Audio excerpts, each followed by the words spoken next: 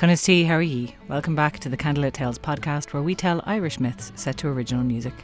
My name is Sorcha, and I'm one half of the sibling storytelling duo who founded Candlelit Tales. In this episode, we continue our series on the Fianna, aka the Fianna Saga, with dark, battle, and eagle, a dark, battle-y, and eagleful tale set in Scotland. This one is told by my brother Aaron.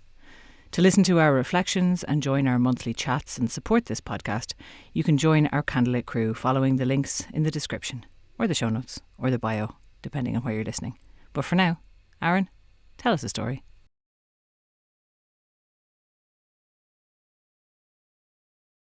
Fado, and fairly long ago, you might say, the Fianna spread and roamed all across Ireland and across the High-hilled Alban. It was many a time that with a smile on his lips, Fionn McCool led the Fianna out across the waves to land on High-hilled Alban's shore, or Scotland as we call it today. And many a Scottish storyteller will tell you great tales of the Fianna's exploits in High-hilled Alban, and the deeds of Fionn McCool, and many are great stories, many are fierce. Many great loves were found in Scotland too. And all of these tales were gladly told around the banquet halls and the fires of the Fianna for years to come. Bar this one. For this was a tale that sent a shiver along the spines of every one of the Fianna who remembered. Those that were there to endure this spell of time with Fionn McCool and Cuilta McRonan. Well, they didn't talk about it. That says a lot. For this was one of their darker tales. Although it started in the light half of the year. Fionn McCool led a band of the Fianna, as he had so often done, across the waves to land on High-hilled Alban. For the hunting would be great that summer, they thought. And indeed, there was much game to be hunted. The hounds raced them down, and they built their fires, cooked their meats, and ate with bellies full, as they were happy for a time, under the multicoloured skies of blue and navy too, white light streaking through grey clouds that moved and billowed as white passed by with the buffeting winds. The blue seeming to be deeper in the mornings and the evenings, so deep they could almost dive into it. And the lands across Scotland, the high hills of Alban, stretched up to almost say hi to the sky, daring the Fianna to come anywhere closer to them. And as they roamed through the lands, they found a nice hill where they could stay and make camp. A hill that had good vantage points to the forest to the east, the rivers to the west, and the low lands and the highlands behind. There was much game about, and Fionn McCool decided, with his other officers, this was a good place to set up camp and stay for a while. After all, there were a number of the Fianna on this expedition that needed to prove themselves, hadn't been out for a great fight. Fionn McCool preferred to camp, to stay, to live, to hunt, to forage, to find ways of living with the Fianna so he could see that they were truly wild at heart. And not just be great warriors, but also be able to communicate and live communally and easily with one another. Certain characters spoke up more than others, and some arguments had to be pushed down, but for the most part, it was a good group, and they were happy and well set for quite a while. Cuilta came to Fionn McCool early one morning, saying there was 3 strange men after arriving to the camp, offering their services to Fionn. Now, news spread around quite quickly that these 3 strange men had landed in. And so there was an audience for Fionn as he met these men, standing tall and broad. The tallest and darkest stood forward, He announced his name was Dark. This is Battle, and to my right, Eagle. The man he introduced as Battle was round-shouldered and heavy-limbed, square-headed and seemed to nod, while as Eagle was light-limbed and eager with smiles to spread for everyone as he gave a small curtsy. The three men had an aura about them, and everyone could tell there was something strange about them. "We want to offer our services to you," said the man who claimed his name was Dark. Fionn McCool was curious, although the mutterings around the Fianna and the men there then seemed to dissuade them. One of the Banfian seemed to scoff and roll her eyes and tut loudly enough for Fionn McCool to hear. A stern look from Dardove told her to be quiet. Fionn sighed then and wondered. "All right," he said. "I'll see no harm in giving you a position here. But what is it you can do for us? Everyone has to be able to do something." And Dark looked at Battle, and Battle looked back at Dark. They looked at Eagle, and Eagle smiled. "Well, each one of us has a great gift to give to you. Dark will keep watch. Battle will make sure that you won't go hungry, and I'll make sure you all sleep soundly each night." "What do you mean?" said Fionn McCool. Quilta looking at him concerned. Druidry and magic wasn't something that made the Fianna feel comfortable. "Aye," said Battle. "My hound," he pointed down to this glittering hound by his feet that the men suddenly saw, was there. Had it been there before? They couldn't quite tell, but this hound was certainly otherworldly. "My hound can chase down anything, and it'll get a deer every couple of days, especially when your hounds run ragged and don't come out with any prey. These first get bare after a while." And Dark nodded agreement. He told them that all of the Fianna would be able to rest while Dark stays awake and watches. "You'll be safe under my watch," he said. Well, Fionn McCool looked around at the shaking heads and muttering, tuttering eyes that are looking one way and then the other way.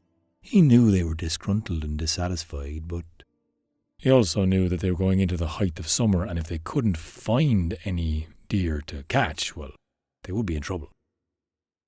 So every helping hand was graciously received by Fionn's account. "All right, that sounds good to me. You can join our Fionn," Fionn McCool said warmly. "Aye, but we have a condition of our own," said Dark, and suddenly everyone tuttered and looked down and said, "I told you so, see, this is ridiculous. No one offers help and then demands something. This is bad news," they all said. Fiona heard their voices, but calmed them down with one look, stern, quiet, landed. "What is it?" Fiona asked. "We want to be left alone in our tents, not disturbed. No one may look in on us. And we will protect this with a ring of fire. But no one will ever get hurt by any of us, as long as they leave us well enough alone at night." Fionn McCool scratched his chin then and said, "Hang on now, why is this? You'll have to tell me." Well, Dark looked around. He saw the eyes scanning and judging and wondering. "Well, it's because we're dead." A silence, so crisp you could hear every man's shortened breath. They all stared at Dark, Eagle, and Battle. Their glittering hound seemed to be running around them now with more energy than they should have for dead people, they thought. "You see, we are dead, and one of us must die every third day. But as we are companions in a trio, we mind each other. We just don't like being seen that way. revived or brought back from death. It's an ugly business, death. It doesn't feel nice to be preyed on when you're alone. Fair enough, said Fionn. And everyone was kind of astonished then to see these 3 men, Dark, Battle and Eagle, walk and set up their own tents.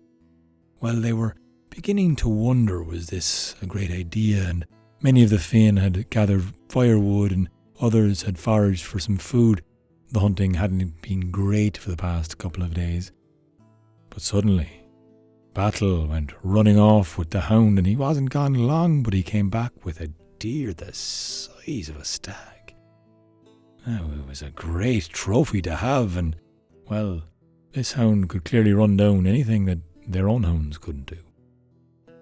That evening they skinned the deer, they prepared the meat, and they feasted well.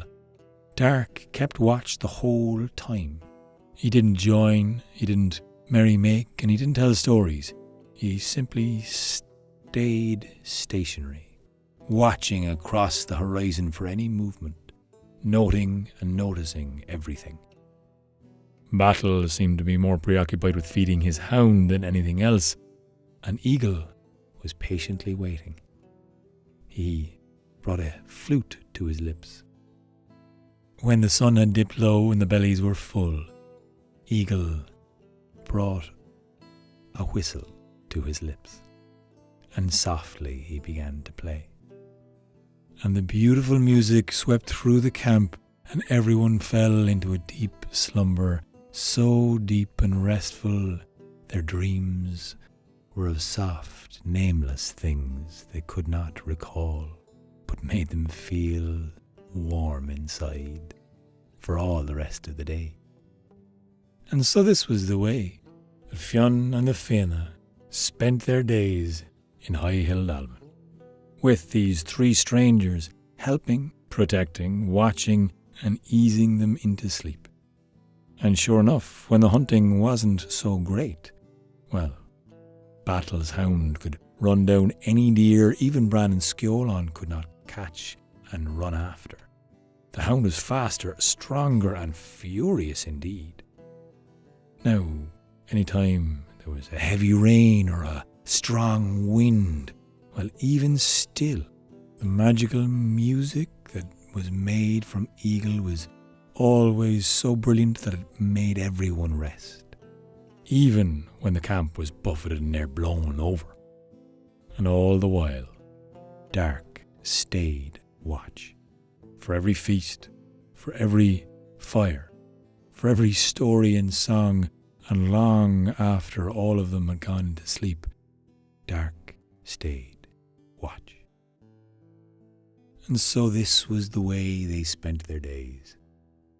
They simply trained, hunted, foraged, built fires, told stories, and they watched the summer sweep away as the moon waxed, became full, loudly and proudly poured her light down upon the Fianna, looking up with longing in her light. The moon waned, and suddenly a new moon was in the sky, like a silver knife cut through the darkness, with a sprinkling of sapphires and jewels in the sky up high. The stars twinkled particularly brightly one night. Eagle's music wafted over the camp. Their bellies were full, and Fionn McCool had gone to sleep with his last thought thinking, this might all be a bit too easy. Not getting any test of these men's characters at all. That was the last time he thought that, for a long time. For a voice alerted everyone in the camp that we've got someone coming towards us. Alert!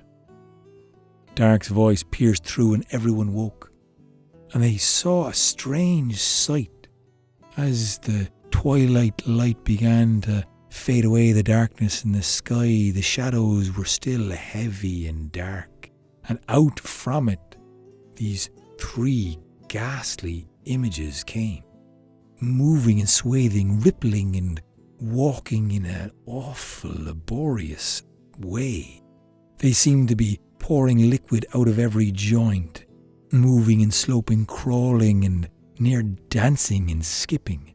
All the while there was liquid falling from them, out of their mouths pouring, and a stench that came towards them that was awful indeed. When these three characters came upright and stopped, suddenly their motionless bodies seemed to portray how much they had been moving almost a moment ago.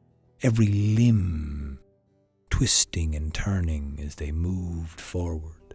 One step angling their head forward and towards Fionn McCool. The front one of them spoke in a raspy voice. "We are ill-wishing, harm and want. And what we want is vengeance. Vengeance, vengeance, vengeance." He wheezed and coughed as the other two, harm and want presumably, seemed to almost cackle and laugh, but it came out as coughing belches and burps as they poured poisonous liquid from their lungs. Ill-wishing pointed his long finger towards Quilta MacRonan, the man, the fastest of the Fianna. He was now shaking in his boots as Ill-wishing glared at him. "This man," he coughed and spoke with venom in his voice, "he owes us a blood debt, for he has killed our father, Ur, in a battle long ago, and we have come to kill Quilcha for this. So the choice is yours, Fionn McCool. Give us Quilta for this blood price, or be destroyed." Quilta stood in fear. Something locked him and held him to the ground. He looked at Fionn, who looked back at him. And Fionn saw all of the eyes of all of the rest of the men and women standing there, looking at him expectantly.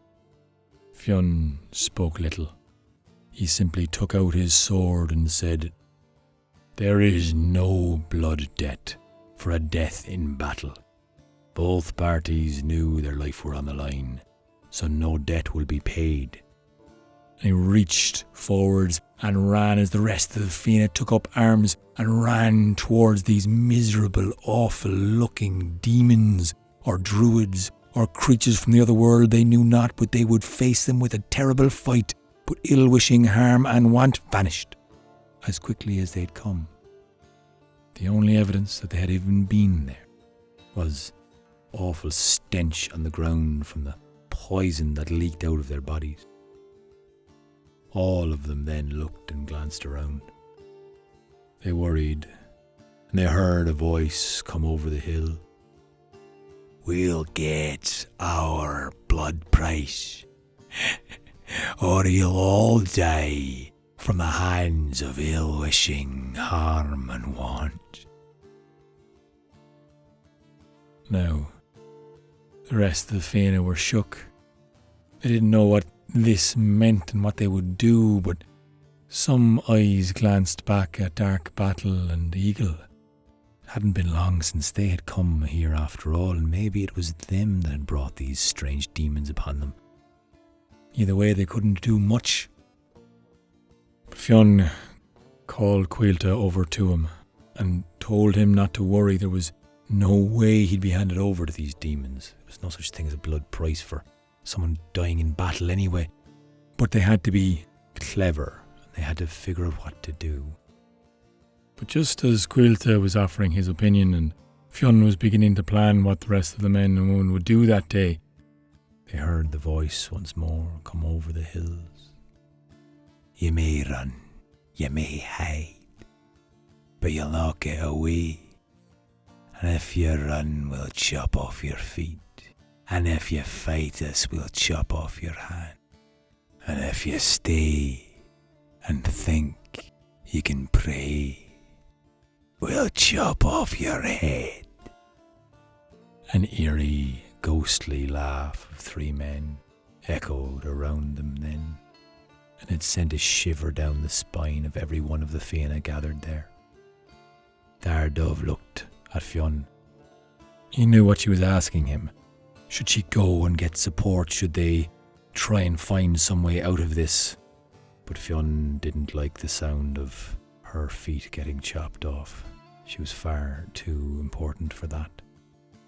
So instead, he agreed with Quilta that they must stop their hunting, stop their rushing off, only gather wood now and make a fort. They were militant in their actions. Every one of the Fianna felled some trees, built up a bank surrounding their tents, giving them some form of barrier between evil druids and them. All the while, Dark, Battle and Eagle watched from their own tent. They hadn't come closer. They hadn't offered advice. They simply watched, which caused more mutterings to go around the camp. Distrust was not a good thing to have in camp, especially when they were being locked in like this.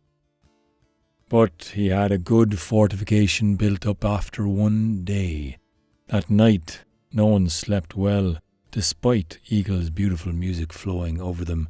Their dreams seemed to be turned and twisted in on them. Dark, poisonous, pustulous images came to their minds. Hands and limbs and feet cut off from elbows and knees. Images that they could not get out of their minds even when the rest of the Fianna woke up the following day. They were afraid, but they couldn't go anywhere under Fionn McCool's instructions. They would stay and wait. If they got attacked, they would fight. It was simple in Fionn's mind.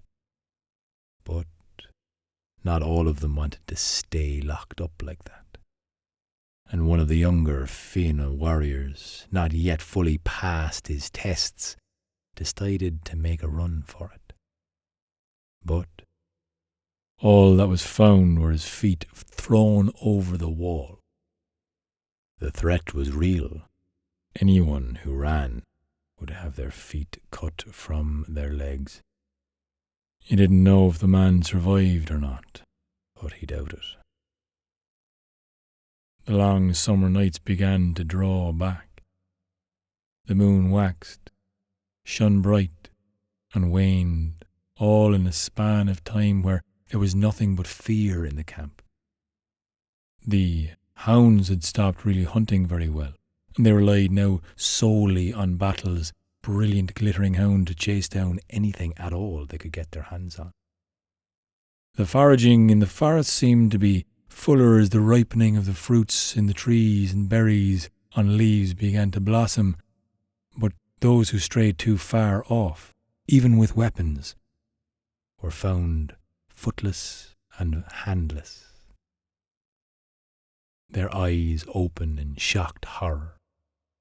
The following morning, their hands and feet thrown over into the grounds. There was beginning to be a pile of hands and feet. For one by one, slowly the Fianna were getting picked off.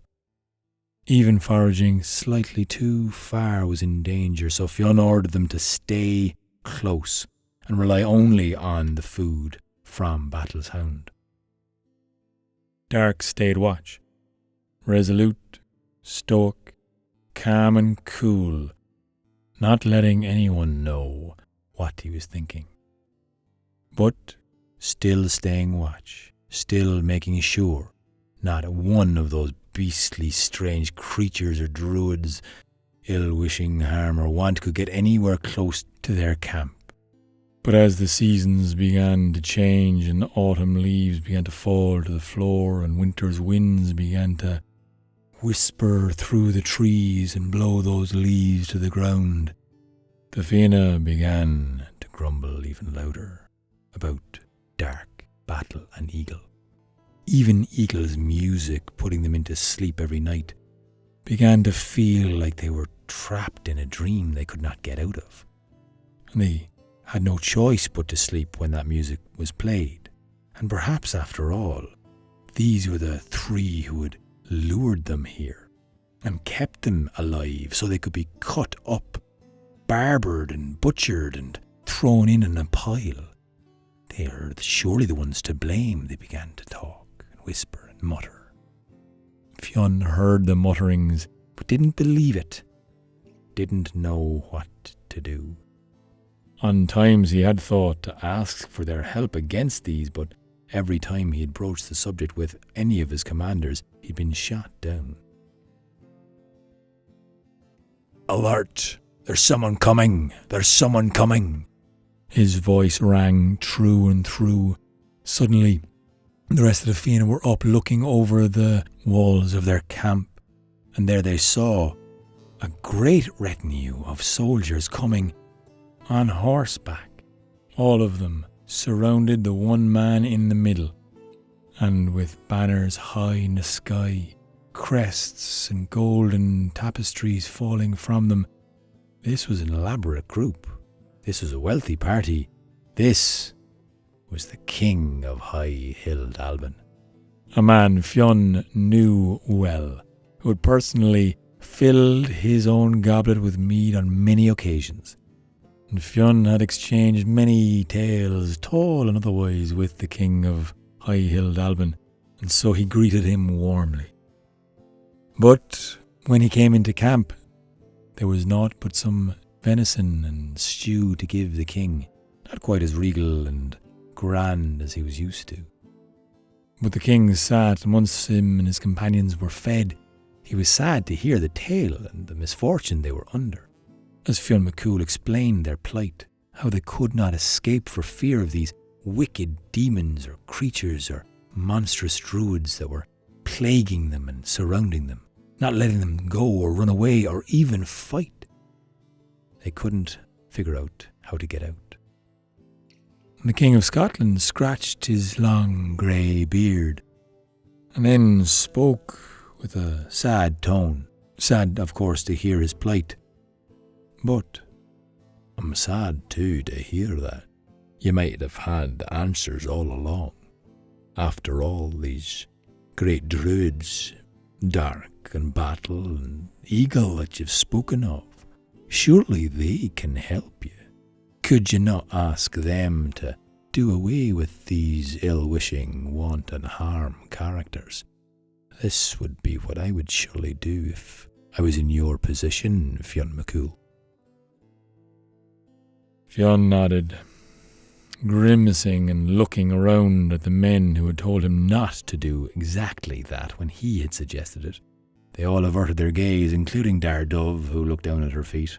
She had been quite outspoken about not letting them do that for them. After all, it was their mess and they weren't part of the Fianna. Fionn had given up arguing with Dardove, as he often did, but now was annoyed and said, "Yes, that's just what I'll do." So he went, near but not too close to peer in behind the dancing flames that surrounded their tent of Dark, Battle and Eagle, and he called to them. An eagle's bright face came out from the flames. "Aye, what would you like, Fionn McCool? We're just getting ready to serve. Battle is not feeling the best, you see. Not today. It'll be me tomorrow." He smiled and seemed to laugh, finding the whole situation quite funny. But Fionn asked for a counsel with them. They all stepped from the fire. "Aye. If this is what you want," said Dark. "We'll do away with them," said Battle. "It shouldn't be a problem. I'm sure we can think of something," said Eagle. And with that, Eagle took out his whistle and began a tune so melodious and sleep-filled that all of the Fianna lay down their heavy heads and their worried minds rested for a time. Until they woke in the morning's light, bright, cooling air. It was coming into winter now, and the dark half had started, but dark were their minds and dark were their thoughts, as they looked at the pile of hands and feet cut from limbs of their brethren, their friends. Many had fallen, many had fled, all of them dead. And so Fionn McCool sent a group into the forest to call ill-wishing, want and harm and call them and say that Fionn McCool was looking to make a deal. 4 warriors left the hill, one walking north, one walking south, one walking east, and one walking west. Each one called the winds and repeated Fionn's message. Well, it wasn't long until Dark spotted the strange movement. "They're coming," he said. "They're coming now, get ready." And so Dark, Battle, and Eagle with their hound at their feet stayed at the entrance of the fort. And the rest of the Fianna stood on guard, looking behind and high on walls, watching, waiting with anticipation. And from the forests they saw this strange movement, this high and low, sweeping, crawling, dancing, moving, circling, gesticulating way of moving, coughing and belching and pouring liquid from their lungs, poison that spewed and smelt foul to them. But gradually, as they walked and danced and churled their way up towards Fionn McCool's fortress, they stopped. "Well, have you come to give a squeal to McGronon at last? We'll kill him dead and dice him up nice and proper for the death of our father Ur. Give him to us now." But Fionn McCool stood firm. He told them, "No, you'll face a different foe today, but there will be a blood price paid on this day." And as he spoke, he turned to Dark, who began to mutter under his breath. The hound began to bark and bellow and began to pull at the great chain that Battle was holding him from, but Battle's heels dug into the ground as he pulled with all his might, and the dog came back. But then he began to breathe in, and his chest began to swell, and all the while Dark was muttering, and Eagle too. The 2 druids began this concoction of melody and musicality with their words that were floating over and in and around. The sound began to fill up the air, began to feel hot, and suddenly a gust of wind came in, and the dog seemed to grow 3 sizes. In a huge inhale he grew and grew and grew, as ill-wishing, harm and want cackled and spewed and leapt, long limbs coming, scratching and trying to reach Dark and Battle and Eagle, but not one of them got as far as they could, because suddenly the hound blew out. A great gust of wind, as if a hurricane, came right out of his mouth. A great bark bellowed, deafening everyone with a huge roar that swept the 3 evil druids off the floor, billowing them into the air, flying them and floating them up and high and out west into the sky, so far, so far, so far away, that surely when they landed, they were far out into sea and would drown down into the deep, dark depths of the oceans they landed in. The winds cooled. The warm, hot edge from the magic spoken was taken away. And suddenly they looked at Dark and Eagle and Battle with new appreciation and new gratitude. After this, you would think they would go right back to Ireland. But the king was staying with them, and so they had to entertain the king of High-hilled Alban. And so there was stories, and there was music, and there was great feasts, for after all, Battle's hound could still chase down any deer. And their own hounds were back to hunting too, now that these evil druids were gone, or demons, or creatures from the other world.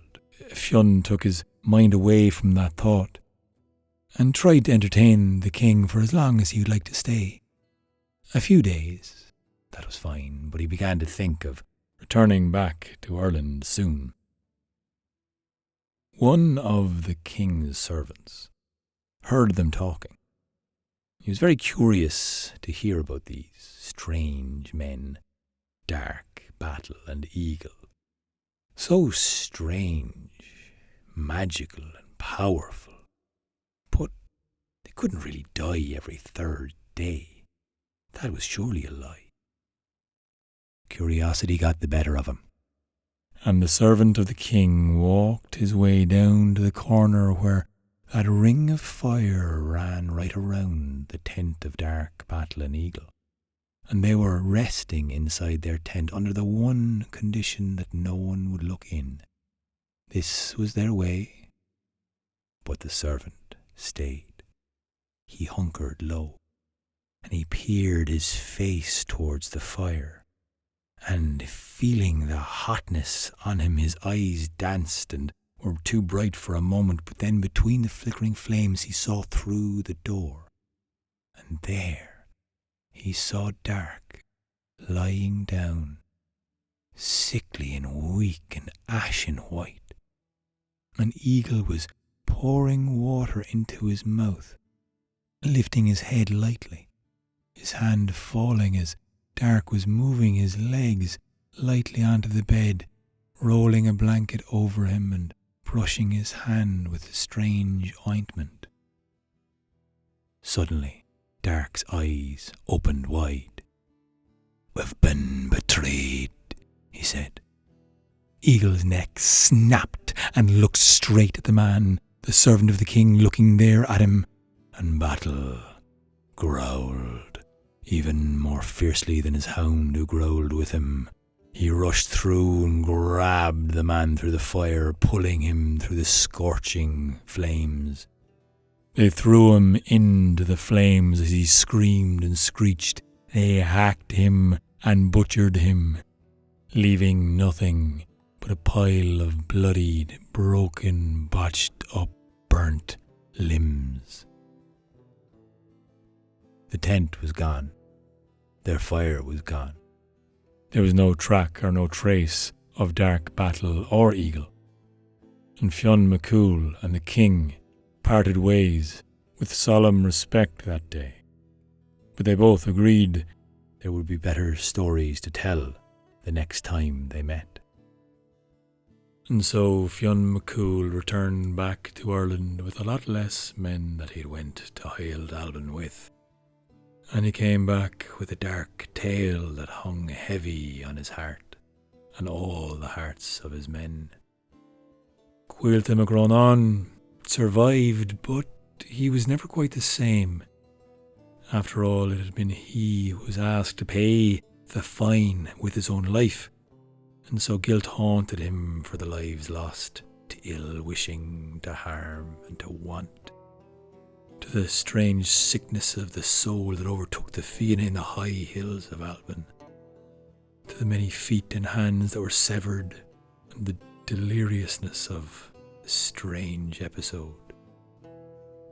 They never spoke of it again, and yet many who had been there were also plagued with uneasy dreams, dreams full of bitterness, envy, and strange hungers.